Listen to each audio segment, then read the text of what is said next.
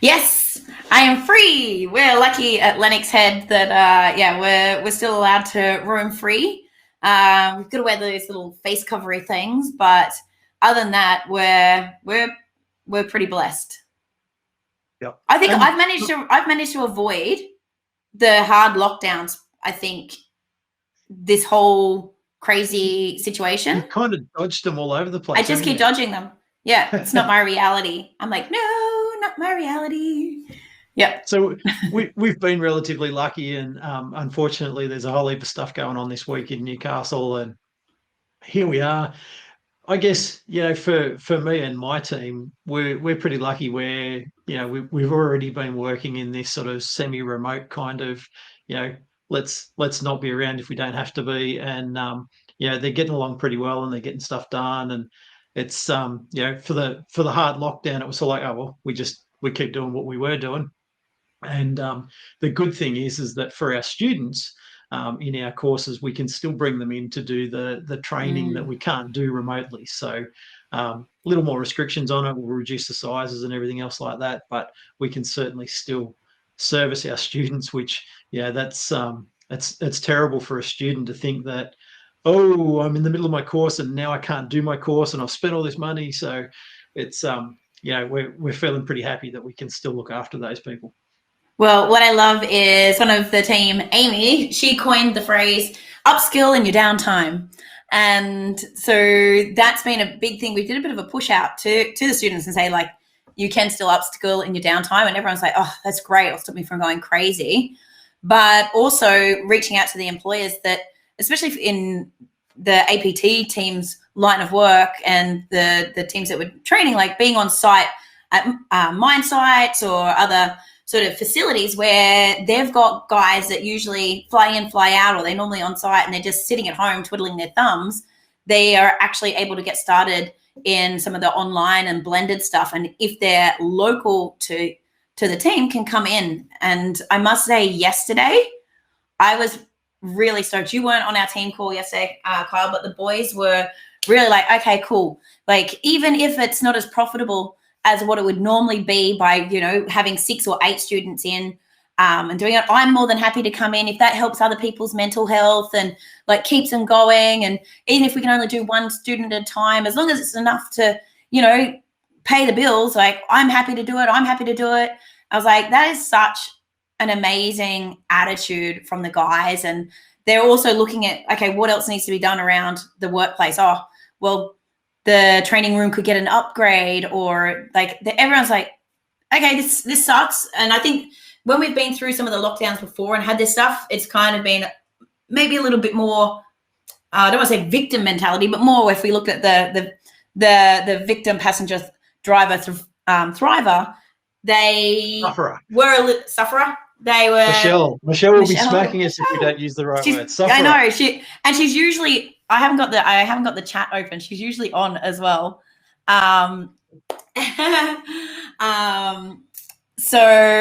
I'm very sorry, Michelle. But instead of going into like this again or this is gonna suck, it was like, okay, well, what else can we do? How else can we help each other? What could we do in the downtime? And I think that's been a real shift. And can I tell you, I haven't shared this, but it's topical to why we chose this topic today. I think one of the big shifts for them was a decision that you made about a client last week. It probably was a little bit. And I've got a really great team of boys and girls, and they do work hard, and all credit to them. They've carried me for the last few weeks while I've been dealing with other stuff, and they were I guess they were a little bit dubious about sort of coming in and sort of saying, hey, I'm this customer's giving us all this grief, and I dug to the bottom of it and I went, well, they can rack off. Like I they're think being unreasonable. You used a different 4-letter word, but it had a K in it. I did. I had a C and a K. and like, it's the customer, and understandably, the customer was under a lot of pressure and all of those sorts of things. But my team were working really hard to get the job done for them in really trying conditions, and they were being given really probably quite unfair sort of comments and everything else. So I had to pull the customer aside, and I just said to them, look, honestly, it's just not acceptable. I understand you're under pressure, and I understand that things aren't going well and you're feeling frustrated, but look, you just can't treat my team this way. It's just not on. Yeah, and I honestly, the respect that the team have for you from that, because I think, a lot of the times, especially when it's situations like this, it's going to be businesses can kind of go, we just have to take any work and put up with any shit because you just got to get the dollars in the door because you never know what's coming around the corner. And that mentality of know that, what, the team comes first and my people come first, even if they are a big client, and just putting for some of them, it was like their mental health really, to the forefront. That just, I don't want to say brownie points, but it just just reminded them how much you do care and what is important to the business. And the shift was almost instantaneous. Like the shift to, what else can we do for the business? Like, the business has our back. Let's have the business's back, and let's see what else we can do, because they're willing to even walk away from a big client because it's not for our best interests. Like, it's a hard thing as a business owner to sort of go, I'm going to give this customer and push back at them when I need the work and we need the dollars coming in the door and COVID's locking us down, all those sorts of things.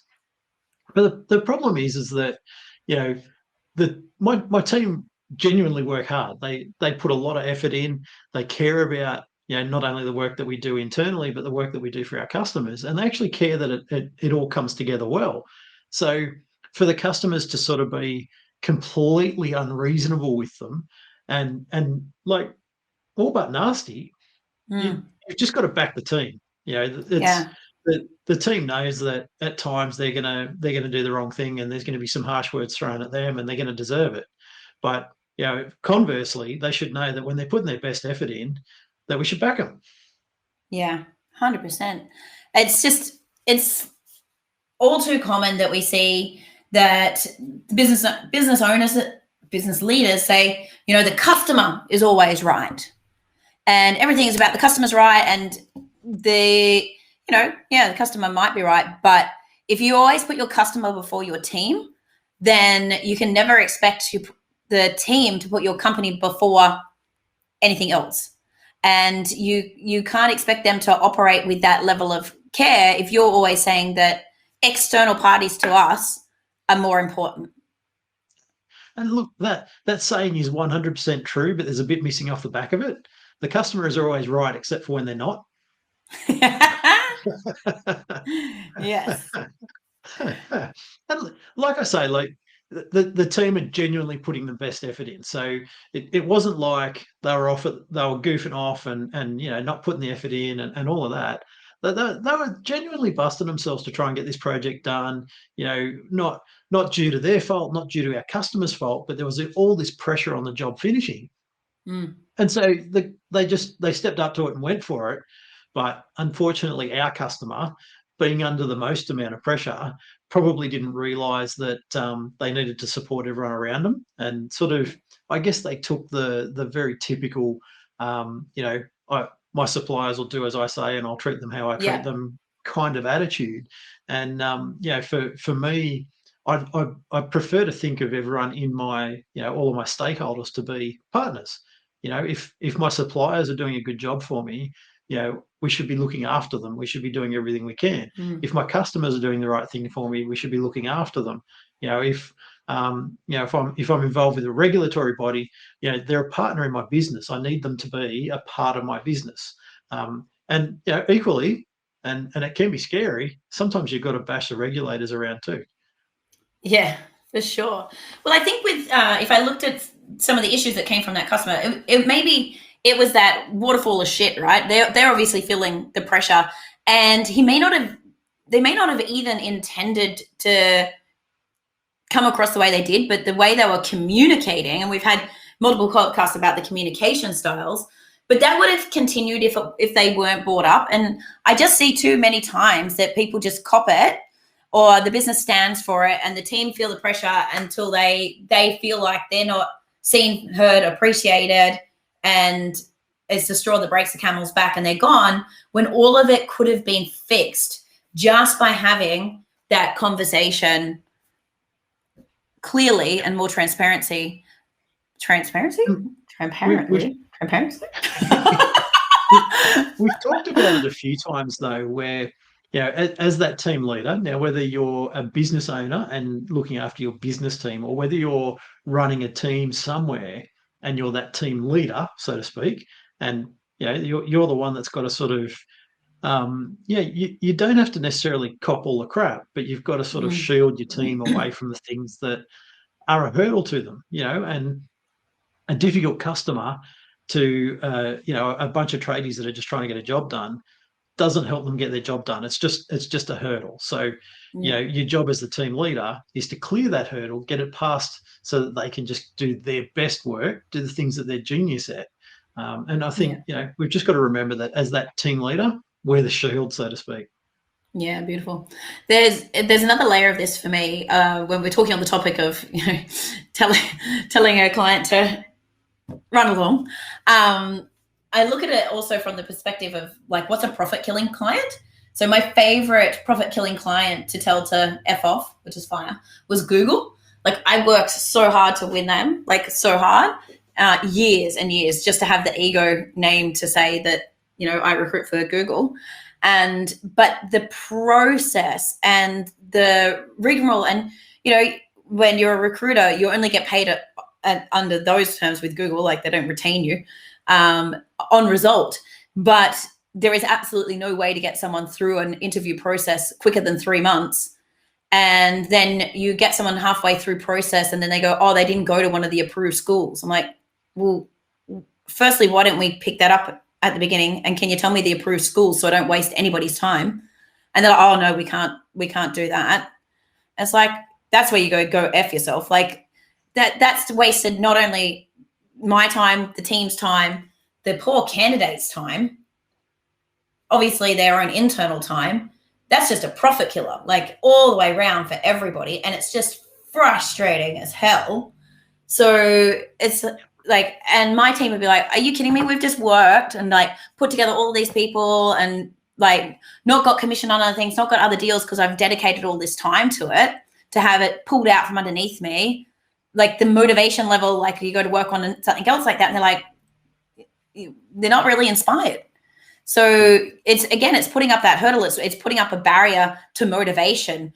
And the people want to see that they're contributing and they're making progress. So if they're just constantly hitting, and this is like the profit killers, like if it's not progressing and it's chewing up too much time and it's not productive, then it's making the team feel out of flow.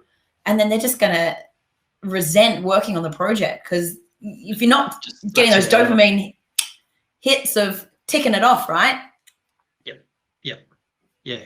And, you know, I've had other customers, you know, and with best intentions, you take them on, and best intentions to do a good job and solve the problems for them. But it really seems like some people just don't want their problem solved. No. Yeah.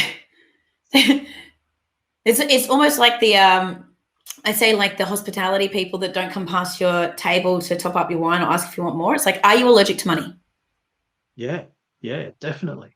Are you allergic to winning? Because it seems like you're just doing everything to fuck this process up. Is that a good indication, though, that the leader of the team there has let their team down by tolerating the bad customers, which means that they just don't bother?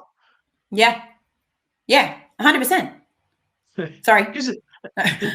Unfortunately, you know, it seems like when people go out and are paying for a meal, it seems like it brings out the rudeness in people. Yeah. How many times have you seen that? Oh, I think I can tell you the mark of see the mark of a man, like when you or woman in those situations though. But my favorite on that line of topic though, what I used to do when I first was building my own recruitment team, when I had candidates coming in to meet with me to interview for our team, I'd go and sit at before everyone stalked you on LinkedIn. I'd go and sit at reception and just see how they treated the first line of defense. Like, how did they treat the admin or receptionist when they came in? Told me a great deal about their character and how that. If that was rude to me, I was like, oh, it's such a great look on their face when they're like, oh, I'm here to see Jade, and I just stand up and go, yes, nice to meet you. This is going to be fast. Hope you didn't pay for long parking. That builds for your team, though, doesn't it? That you're happy to sit there and screen idiots and tell them to rack off.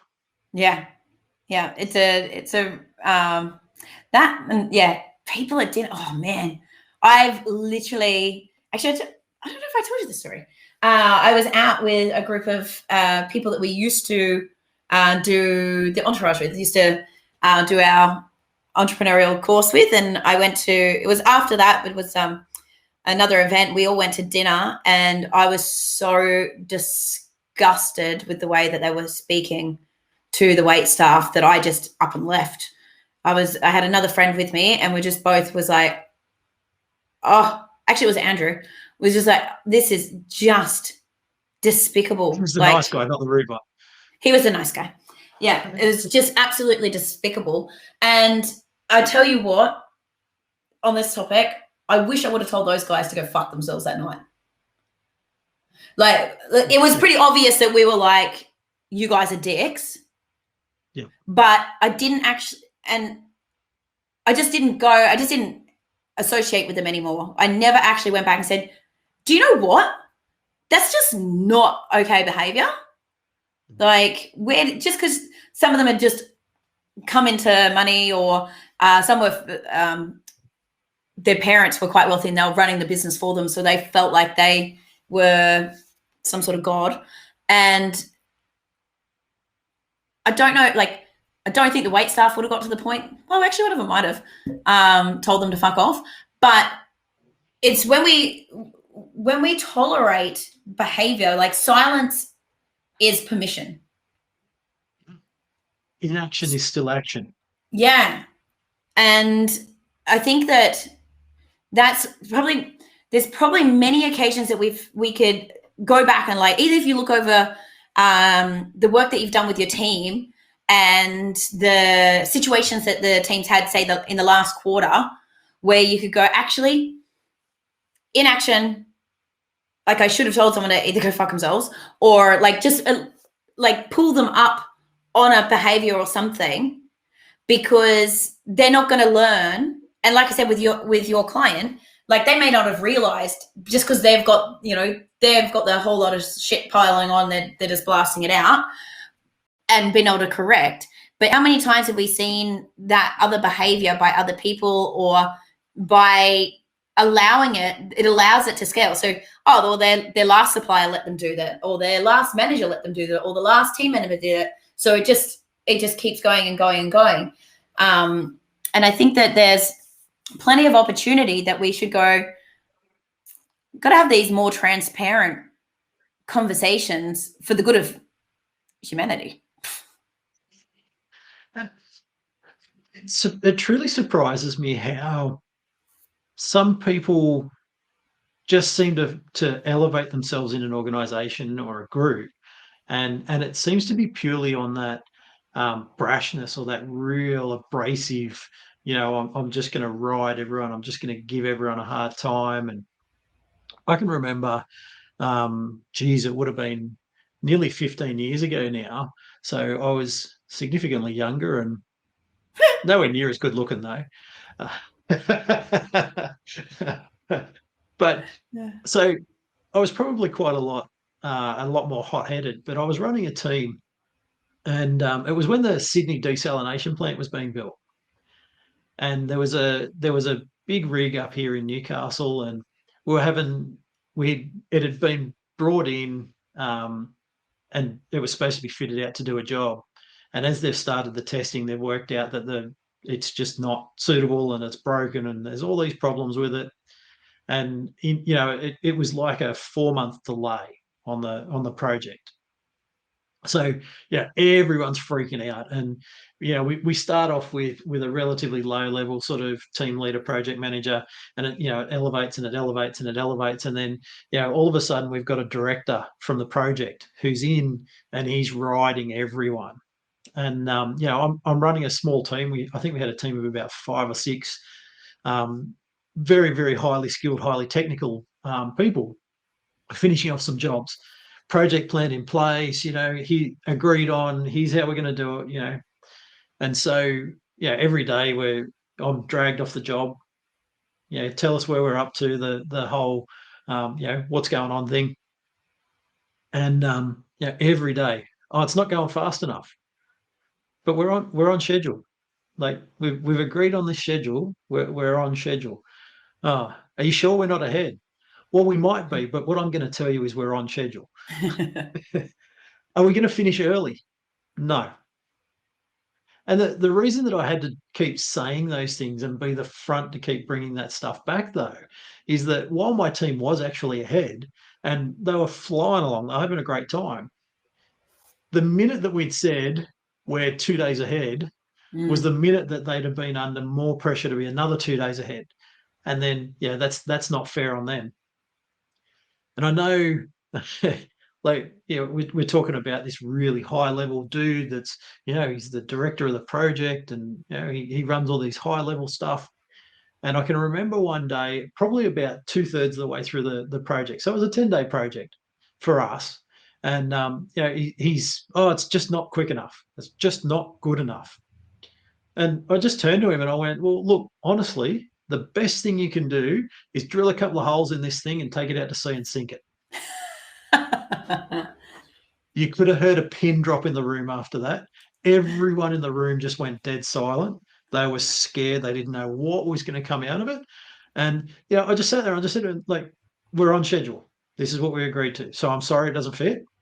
But honestly, if this isn't good enough, take her out to sea, sink it, start again. Move on. The funny thing is that 15 minutes later, he comes up to me outside and he says, there's no hard feelings, Well, no, this isn't a personal thing. I'm fine. So, but you have to understand that I'm looking after my team. They're doing a great job at the moment. Just let them do their job. But again, this is so many people and so many leaders, they don't know how to have that conversation. So sometimes they will tell them, like, they wait until the straw breaks the camel's back, and they're literally like, go F yourself. Like, that's it, we're done. That was the point. And that does break it. Yeah. And it does, like, if you aren't able to manage that, then it can break the relationship. Whereas if you can learn to have these conversations in advance, then it only serves everybody. And if not, they're a true dickhead and they can just fuck right off. Definitely. And hold that, and be confident enough to hold that thought process, I guess. Yeah. So, like, when we put together the thinking about doing this podcast, we were like, okay, the sentiment of go F yourself, or like those boundary settings, it does seem a lot easier, like in personal situations. Like you either you feel more confident in yourself to be able to do that because it's the consequences around you, or the boundaries around it, where I think people feel it's a little bit more gray area or sticky when you're taking that over to teams, or the putting the company on the line. What do you think's a good way for people to avoid getting to the F right off stage in a team situation, in a company situation? So I know from a company situation or a company point of view with my team, the easiest way and the best way is to run it through the filter of the virtues. does this align with my virtues? So, in the case of, my team under pressure, the first question is, are they being awesome? And they were. They were being awesome. They were putting in their best efforts. They were doing the best job they could. So then the next question is this situation human-centric? And it's not. So therefore, it doesn't fit with my business. So we need to set that line, and we need to actually deal with it there and then. So I think if we're open and forward with our virtues, and we know, and we broadcast that, we live it, we demonstrate it, and we share it, I think that starts the process of setting the boundaries. Oh, I love that you brought that up, because if your team doesn't have the painted picture of what success looks like to live the virtues, and you haven't done the how do these virtues roll internally, externally, and in our orbit, which with your team is like, okay, so what being human-centric means with dealing with customers and customers dealing with us is this, and what it isn't is this, and what it means to be awesome with our team is this or not this. Like there's some really robust conversations around that. And the most important thing is that you actually do live and breathe it. Because we talked about the culture and what destroys culture previously. And that's like when we have words on a wall, and awesome marketing words on a wall, and then there's a disconnect, and it's like, oh yeah, well, internally we operate with integrity and honesty, and we have to do that with each other, but just go and tell the client this white lie, or they can do whatever they want to. Just pick up this rug and sweep it underneath there, and that destroys the virtue of, say, honesty or trust. But also, if we have these human-centric, and we're not getting treated like good humans, and but they're a big paying customer, we gotta like appease them, then again it starts to, like, when you've got those, you say you want to live that way, if you are breaking it in any chain of your business in terms of partner, supplier, team member, anything, then that's going to destroy the integrity of living those virtues. Kyle, I have to share, I'm having a giggle because one of my new clients, they're awesome, Super Butcher, they've been rewriting their ads, and they said they saw us online, and he's just sent me a screenshot. We've just implemented our new ad writing strategy. We are only accepting the best attitude, in brackets, strictly no dickhead policy. He's like, I'm like, this is so good. And for them, that, like, they know what that means for them as well, and they're building this amazing culture. And it's like, how do you integrate it? We don't want any dickheads on our team, so are we going to tolerate that from our suppliers? And how does that what about with customers? What do we do with the customers? Like, you don't want, if you've ever worked in retail and you've had someone that they want to be a loyal customer, I think, just to make your life hell. Actually, if you've ever worked in hospitality, definitely like that. What do you do in that situation, right? I think that the only way forward in that is, because if you say have a customer that constantly comes in just causing a rub, right? Causing a rub with the team, with the staff, and then usually it's the customers around you as well, around them. Like, it's just anxiety producing, it's anger producing, that the vibration that happens after that interaction, I think it'd be much better needs to be a thought out process for the team leader, for the business owner, to actually pull that customer up one day and just say, do you know what? Not acceptable behavior. If you want to keep coming back here, you need to stop slapping the girls on the ass. Yeah. Or start slapping the girls on it. But it's a classic example, though, isn't it?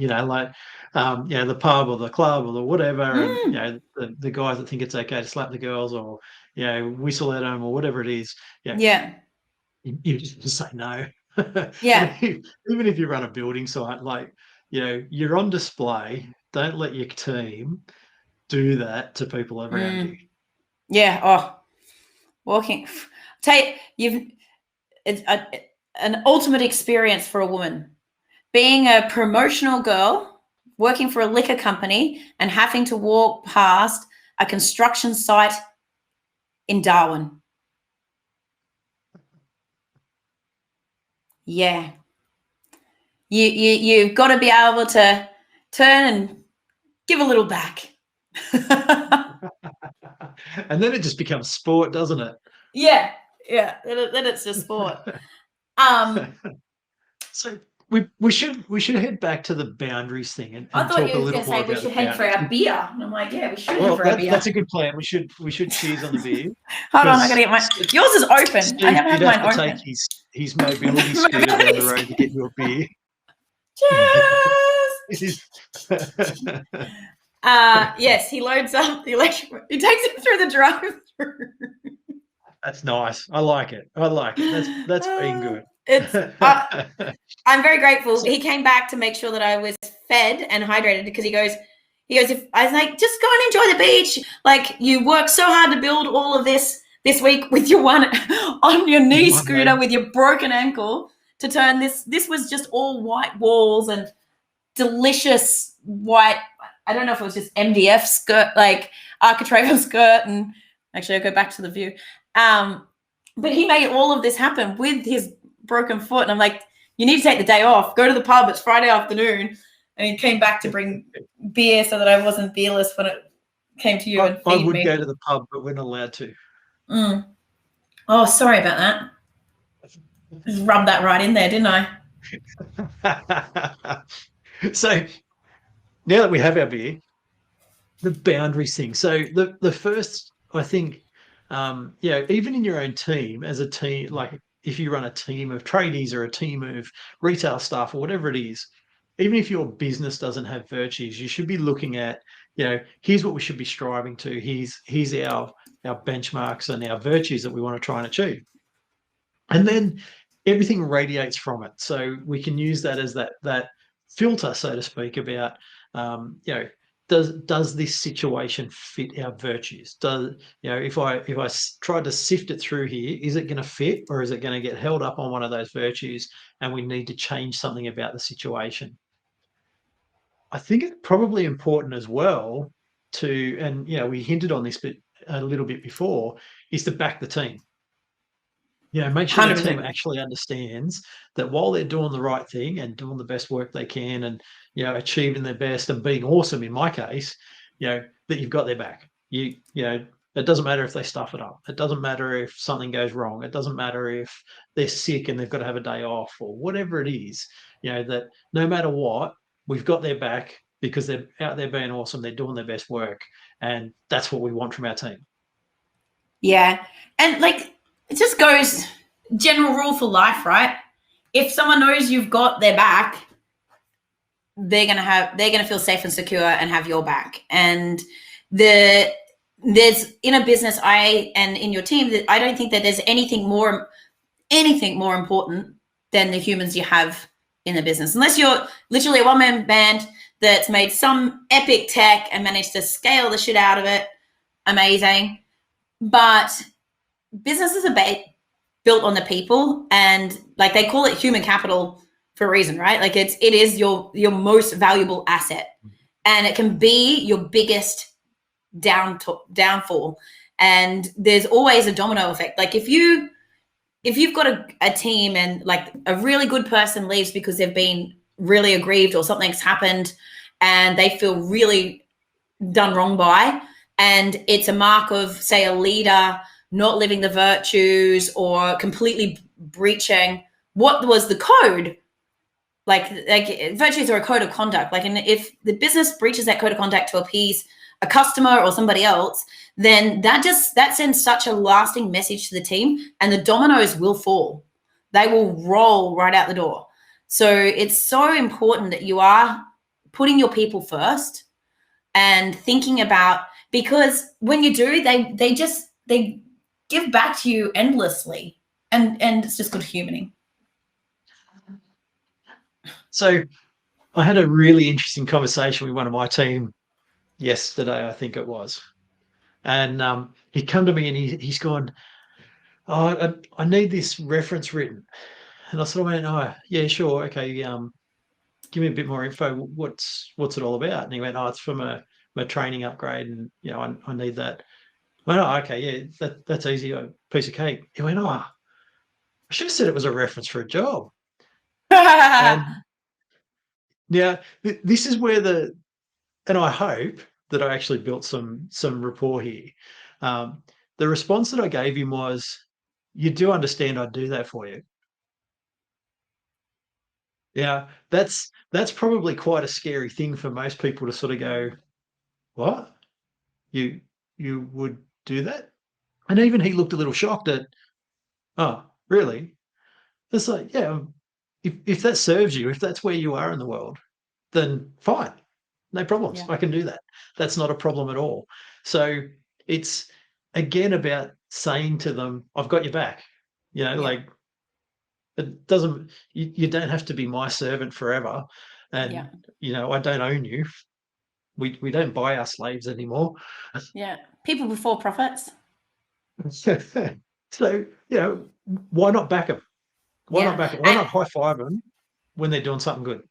It's funny. I literally just came off of doing a speaking gig just before this call, and was teaching them how to do headhunting. So it was a group of practice owners in allied health, and like how do they headhunt and how do they use LinkedIn and building networks and things like that. And they're like, oh well, I'm scared to connect with other principals or directors of practices, because what if they try to steal my people, or like what if they look at my network? And I said, well, I've always come from this mindset that if anyone on my team isn't absolutely stoked to turn up for work every day, well, not every day, but 90% of the time, and the good days far outweigh the stress, anxiety, depression days or the pissed off days, then I don't deserve to keep them.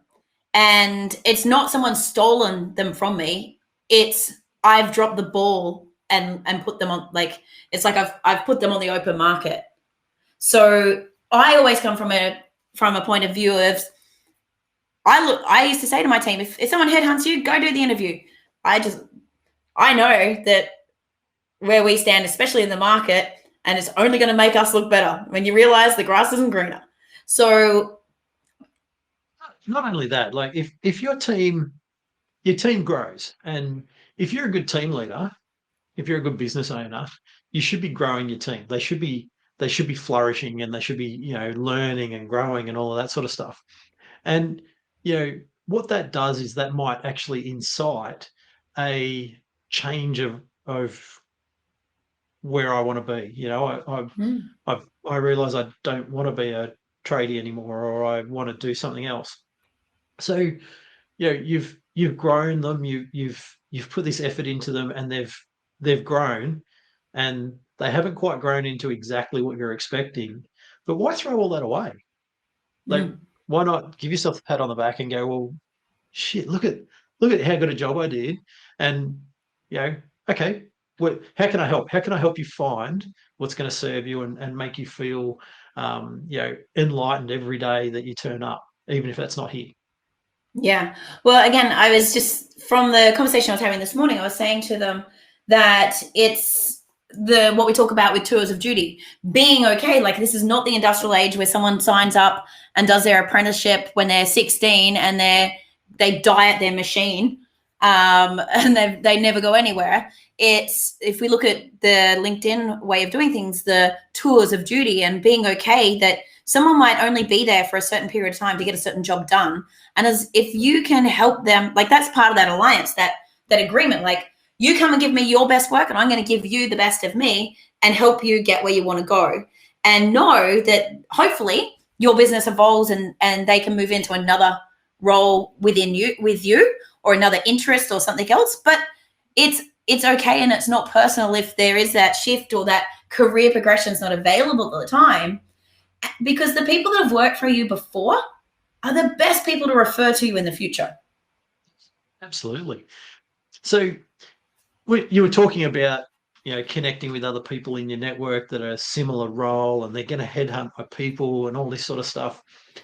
One of my team, I actually got from a peer who referred this person on to me. So, I was, I was at a mining expo and bumped into him, and we'd been looking for another trainer, and it had been quite a.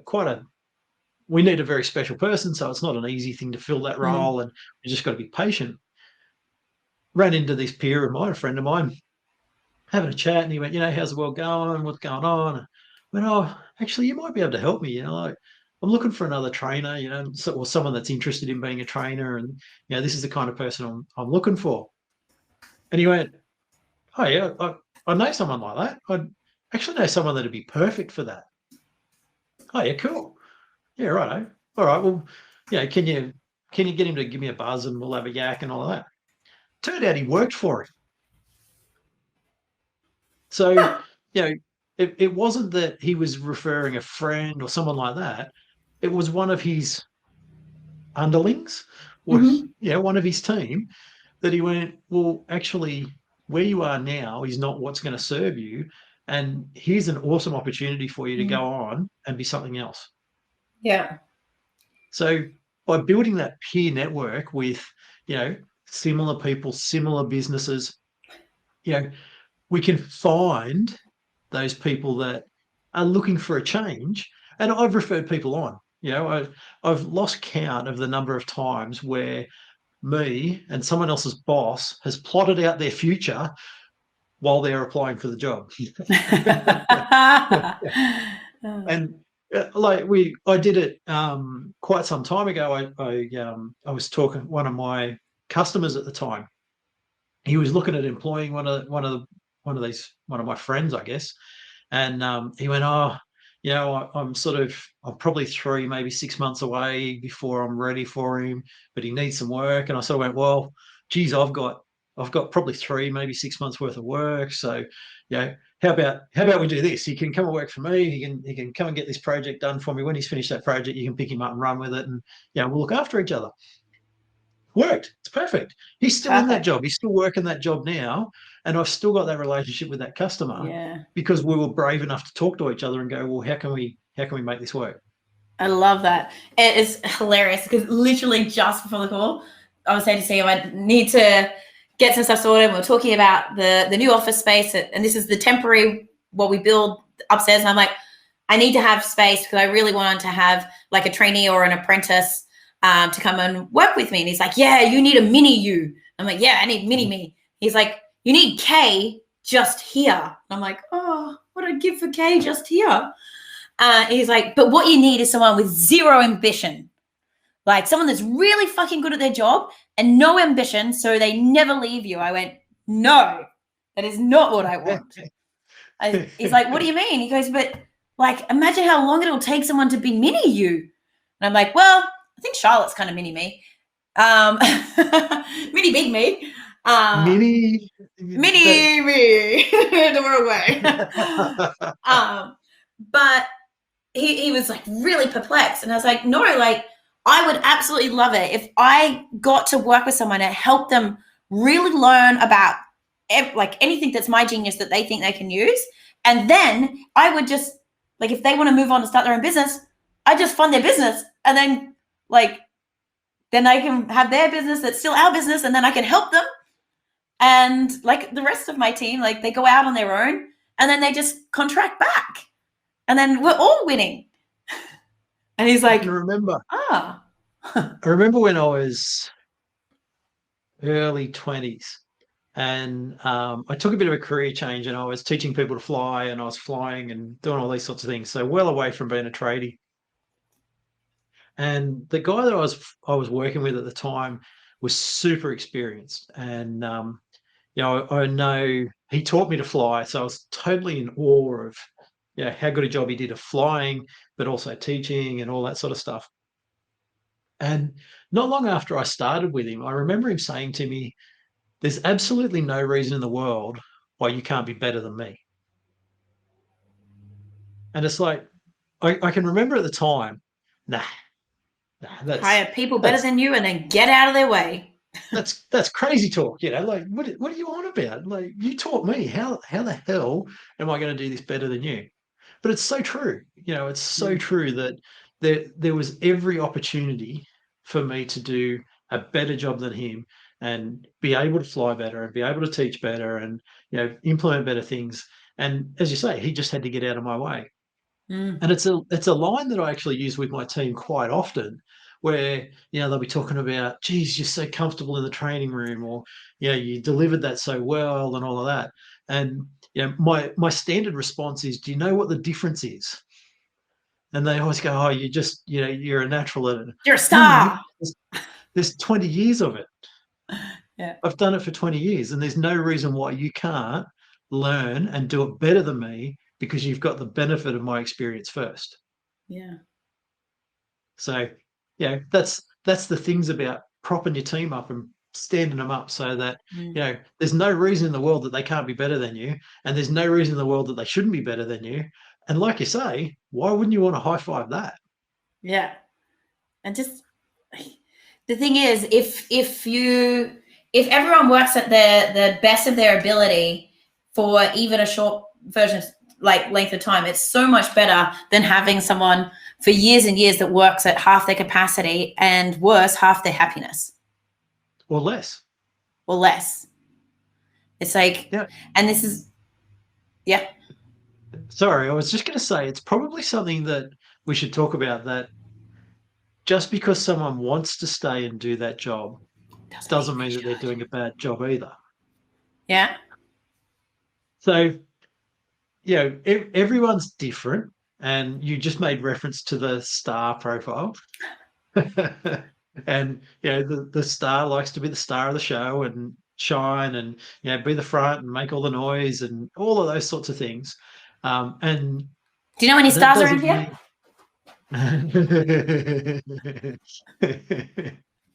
But that doesn't mean that our employee that's quite happy to knuckle down, do the hard yards, plod along, and actually be that stable force in the business. It doesn't mean that they're doing the wrong thing, and it doesn't mean that they're stagnant or anything else like that. It just means that that's not them to be the star. Yeah, but we talked about, I think did we talk about this in the podcast the other day? But if we had a business full of us, it all turned to shit. Very quickly. Like, you need those balancing profiles. It's more about if they're not in flow or not happy and not working to their capacity of what level they can be at. But I'm going to use that as a pivot point of, when should we tell a team member to fuck off? Because, I know. I was just having a conversation in one of my coaching groups, and someone had an example. So I get asked a lot of advice to, the recruitment advice, and someone's like, oh, I've got this person, who's their team, and then this happened, and then I'm like, shit. And the example is number one salesperson. It's always the way, right? Number one salesperson with the giant ego, and they get away with like non-conformance, not showing up, like talking down towards other team members and that, because they feel like, they feel superior. And usually in this instance, there's so many other people along the process that touch a deal to get it done, but they're the only one that gets a commission. Yep. So there's been the advertising and marketing team that's brought in the leads, like there's been a copywriter and a videographer, and there's this person. Then there's been the team that's picked up the lead and to handle it, and then it's booked it in, and then it goes through to here, and then the salesperson gets a sale, but then it's a short-term sale, and then they go through a program and they need to be retained, and there's like a whole community management team that keeps them happy, a whole group of trainers that are training them throughout that process as well and coaching them throughout the process. And then they get retained, and the salesperson who makes the call again and who made the original call gets the commission. And none of those other people get any recognition for it. So they strutting around like the fucking king shit, right? And yeah, they're bringing in the lion's share of the sales, when we've dug a little bit deeper on this one, is they're stealing the majority of the leads. So that's the first problem. The other people aren't even getting a chance. And they're kind of bullying. They're kind of bullying the other people out of their leads. So it's not really obvious either. And it's just, you've got people in tears, you've got people stressed out, you've got people that are not feeling recognized. But they've been with them the longest, and they make the most money. What's your opinion? It happens so often. And to digress just a little bit, it reminds me of when I bought a car a little while ago, and I'd had Datsun 120B. What? Sorry, a Datsun 120B. No, it was a Ford XR6. What were you thinking? And turbo. I'd actually been out on a job all day. I'd had a pretty hectic day, and still in my high vis uniform. I was probably had black stuff on my face, and you could see I'd had a bit of a hard day. And I walked into the car yard, or it would have been 10 to 5. So right on close time. And I've wandered around for like 5 minutes, and the guru salesmen all turned their back on me. They and you could see the puffed up chest and this waste of time. You could smell the cologne from the other side of the yard, couldn't you? And not just one of them. Like there would have been half a dozen of them. Yeah. All just turned their nose up at me. So eventually, the absolute junior, the trainee, comes out and comes over to me and, is there something I can help you with? Low-hanging fruit. And I went, this is your lucky day, Tiger. He went, what do you mean? I said, I'm going to buy one of them. Go and get the paperwork ready. And you could see him, he's sort of gone, can I get your brochure on it? No. Nope. Do you want to take it for a drive? No. Go and get the paperwork ready. And he's still, you could see him still flustering around. And I went, mate, go and get the contract. We're going to sign the contract. It's nearly 5 o'clock. Let's get it done before you knock off. Easiest sale I reckon that kid's ever had, while all the stars missed out on easiest commission they'd have ever made. Oh, reminds me of when I bought my Lotus. Went into the dealership. I'm like, I waited 5 years to buy this thing. I've just missed out. I've gone to 3 auctions for houses. It was in Melbourne. Prices were skyrocketing. And I was like, that's it. If we miss out on this one, and they were going for like 80 grand more than what they said the top was going to be. And I was like, fuck this. I'm just gonna buy my Lotus. Like, I've wanted to had this thing next to the phone for 5 years, getting told to fuck off every time I call. And I'm like, make that call. Right? I go in, and I'm walking around it, looking around. My ex-husband, not yet husband at the time, but he's just sitting back, and the guy comes over and he's like, "Oh, you're buying your missus a car, are you? Like, is she going to need to test drive it?" And he just looked, he goes, "Dude, she bought me a car for my birthday. You're talking to the wrong person. This is going to go really bad for you. I would go and get somebody else right now." And again, it was about closing time. And next minute, the owner, Bobby Zagami, came in, and he's like, "I am so sorry." He's like, "Shut the doors." And like, I was like, I don't even need it. I've never test driven one. I never need to test drive one. I'm buying it. It's coming home. And he's like, "Well, there's a 7-week wait on it." And I'm like, shit, that sucks balls. But that attitude, like totally off topic for this podcast, but I actually made one of my very best friends came from that. The finance guy, Robbie Lesbo, who often watches, became a great friend after doing the finance for that, and they looked after us. But like, where do you draw the line with those salespeople? What do you do with that? It's the boundary, isn't it? It's the boundary. Like, in my case, those other half dozen guys should have all had their asses kicked. Like, their boss should have gone, how did the trainee just pick up that sale while you guys were scratching your backsides, and what were you actually doing? The trainee walked in and did it in 5 minutes. Yeah. He's our star. Yeah, he's the new star. But I think that team leaders get really scared because if it's hard to hire. So say right now in most trades businesses and like even the allied health professions, my clients that are mortgage brokers, they're all like screaming for talent. So the thought, and actually I had a client had to go through this the other day. It's like, oh, we're so desperate to have this work done, but this particular person is causing a real rub. And I'm like, I've been on one of those team meetings and the rest of the team, the disdain. It's like, it's palpable on a Zoom call.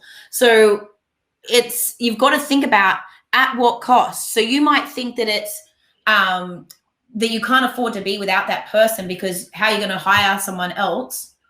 But I would push back and say, how can you afford to not to have all the other people? Because that one person might make them leave. And if it continues to happen and you permit the behavior, then you're the one that gets tarred with the behavior brush. And they start looking at you because the fish rots from the head down. So like, you've got to think, it might, cause some bleeding right now, but it's going to be way, way worse if that person is super toxic, what it does to your culture that may not be recoverable, your reputation as a leader, and the domino effect if you don't move them out the door. I can remember making a big mistake. I've made more than one, but I can remember making a big mistake. I hired a general manager maybe 4 years ago, and came highly, highly recommended. Had super lots of experience. Had sort of been through building or rolling businesses and building them and all that sort of stuff. So was the ideal fit. The yin to the yang, was someone that could grind and all that sort of stuff. And I can remember his first 3 months were a bit of a struggle, and we needed a bit of work. There were things weren't super clear on how to do stuff, so he probably needed to work really hard to get on top of things. And so 3 months in, it was just before Christmas, he sort of said to me, "Oh, just don't think I'm getting it." And I can remember at the time I was trying to be the good guy, I guess, and I went, "Look, you're working hard, just ride it out a bit longer."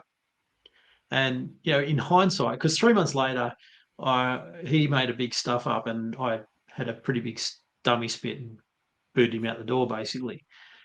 But I can remember, at the time, it was like, just they'll get it, they'll get it, they'll get it. In hindsight, you just hope, you're just like praying. It's like, I don't want to have to go through this recruiting process again, and if I don't have them, I have to do the work myself. Fucking please, just get it. Just get it. So, and in hindsight, and this is, I guess, about understanding the person that you've actually enrolled into the business, and what their skill sets should be based on what they've told you and what they should be able to achieve. For that level of person to be going, "I'm not getting it," it should have been a red flag, out the door. Don't pass go, straight out the door. If you're not getting it now, man, you're gone. And that sounds really, really hard. And that's the decision I should have made. 3 months in, I should have just gone, as soon as you're going on wavering, out you go. Go on. Yeah. Next. Yeah. And like, hindsight's beautiful, right? But I know for so many like team leaders and business owners alike, because if it's your team, the responsibility, like when there's extra work to be picked up, you're the one that's got to pick it up. So sometimes you just want a warm body and you just really want to will them into working. So, and I'm guilty of it myself. Like, seriously, the disaster that happened to me in my last business, putting in someone that I had been recommended, had like should have been perfect, and I was so focused on family and working, like flying up to Brisbane and like doing some other stuff, that I just did not want to see the flags.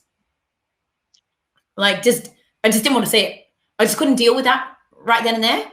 And I stuck my head in the sand. and was like, just found so many ways to justify the behavior. And I wish I would have, hindsight, I wish I would have listened to myself back then, because I would tell clients not to do this. But I was just like, why did I put myself through that pain? Like I just could have found another way. What do you think is some of the risk mitigation strategies in that? Like, what do you wish you did? Like, obviously now you can go that decision, but was there anything that you were deluding yourself with, or like you think would be good advice to someone else to make sure they don't fall into that trap? I'd say that's a whole podcast on its own, I reckon. But the short story is being really, really clear on the accountability. Yeah. Yeah, definitely. So yeah, there's if I deconstruct it, there's probably 1,000 things that should have been shoulda, woulda, coulda. But really, the key thing is what's the accountability? Don't think that it's unfair to hold people to their accountability. If you're particularly, and this is a big thing for a lot of small business owners, if you're putting someone into a senior leadership role, they should 100% be hitting the ground running. There should not really be any lead time, and you should be onto them. They should be producing something, not necessarily 100%, but something right from the word go. If they're not, then they're not a GM, they're not a manager, they're not a senior part of your team. Obviously, their skills are not exactly what was marketed. Yeah. So I think that's a really important part. Like they say, to hire slow, fire fast. And I think we've talked about this before as well. We don't want to fire people without giving them benefit of the doubt, or needing to make sure that we've taken extreme ownership over what we could do to upskill them. And there could be some gap time in understanding a product range or a service offering or something like that. But the skills of doing the job, or being a leader, or like the things that you like those underlying behavior traits, not necessarily your unique company product service offering, like they need to be demonstrating those. And I think that's about, like you said, the accountability. And where the ball gets dropped a lot of the time is because we hire because we're busy and we kind of cut corners. We maybe don't do our 1 week review. We don't do our 2 week conversation. We don't do our end of month. And we haven't scoped out what success looks like for those first 4 weeks to have a clear measurable, not only for them, but so we don't dilute ourselves. Because that's where we don't want to, sometimes I find it's like the avoidance technique. Well, I was too busy to do the meeting. I probably saw the red flags, but I didn't have to stare them in the face because I was too busy to do the performance review. And you can permit yourself out of the procrastination of looking at it. So I think the key thing there is extreme accountability, extreme ownership of where you're at cause. Extreme ownership. Yeah. Jeez. I think that's the mic drop moment. That's the drop. That's the drop. Extreme ownership. Leading in. Sounds like one of our future ones needs to be the first few weeks.